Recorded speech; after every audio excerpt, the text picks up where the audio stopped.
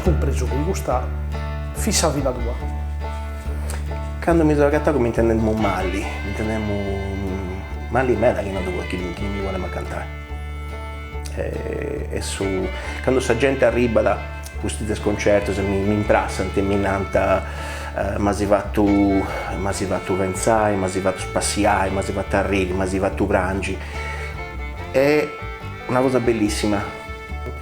Devo esistere come artista in isogusu e in sorigasa della gente che viene a MB. E devo agare questa identità mia su chi sono subinti e mi impranta come uno sprigo. E impari, fate il suo concerto. È una cosa bellissima, è un'energia che non spaccia più. E questo è questo che mi ha donato questa forza di andare innanzi se devo cominciare e di seguire. Questa musica non è che è sta cosa nell'importo umano, questa vita mia è questa musica.